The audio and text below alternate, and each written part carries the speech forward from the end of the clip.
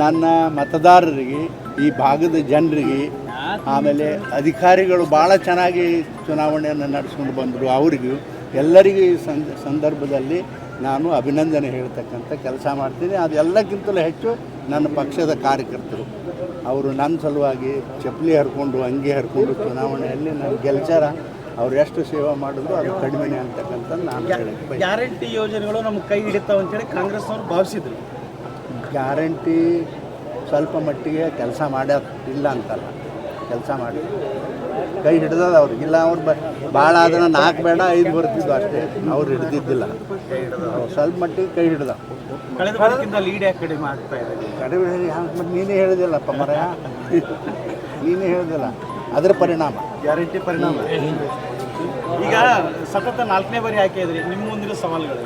ನನ್ನ ಮುಂದಿನ ಬಿಜಾಪುರದಿಂದ 4ನೇ ಬಾರಿ ಆಯ್ತು. ಈಗ 4ನೇ ಬಾರಿ ಇದು ನಾನು ಗೆಲ್ತೀನಿ. ಜನ ಏನು ಹೇಳ್ತಾರೆ ಅಷ್ಟು ಕೆಲಸ ಮಾಡ್ತೀನಪ್ಪ, ನಂದೇ ಅನ್ನತಕ್ಕಂಥ ಸಂಬಂಧಪಟ್ಟದ್ದು. ಹಿರಿಯ ಏನು ಸಂಸದರಿಗೆ ಆಯ್ಕೆ ಆಗ್ತಾ ಇದ್ರಿ, ಸಚಿವ ಸ್ಥಾನದ ನಿರೀಕ್ಷೆ? ಸಚಿವ ಸ್ಥಾನದ ಪರೀಕ್ಷೆ ನಾ ಯಾವತ್ತೂ ಮಾಡೋಂಗಿಲ್ಲ. ನಿಮ್ಗೆ ಗೊತ್ತೇ ಅದಲ್ಲ, ನಾನೇನು ಮಂತ್ರಿ ಆಗಬೇಕು ಅದಕ್ಕೆ ಆಗಬೇಕು ಅಂತೆಲ್ಲ ಜನರ ಸೇವೆ ಮಾಡೋದು ನಾನು ಇಚ್ಛಾದ ಮಾಡ್ಕೊಂಡದೀನಪ್ಪ ಅಷ್ಟೇ. ಮಾಡಿಬಿಟ್ಟು ಅವ್ರಿಗೆ ಬಿಟ್ಟದ್ದು.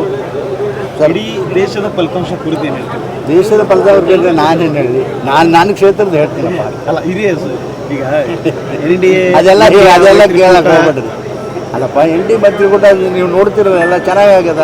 ಏನಾಗಿದೆ ಚೆನ್ನಾಗಾಗ್ಯದ. ಇಷ್ಟೇ ನಾವು ಏನು ಅಪೇಕ್ಷೆ ಇಟ್ಟಿದ್ದೇವೋ ಅಷ್ಟು ಬಹುಮತ ಆಗಿಲ್ಲ ಅನ್ನೋದು ಹೇಳ್ಬೋದು.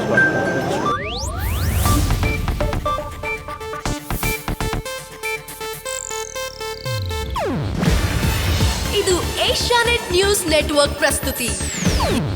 ನೀವು ನೋಡ್ತಿದ್ದೀರಾ ಏಷ್ಯಾನೆಟ್ ಸುವರ್ಣ ನ್ಯೂಸ್.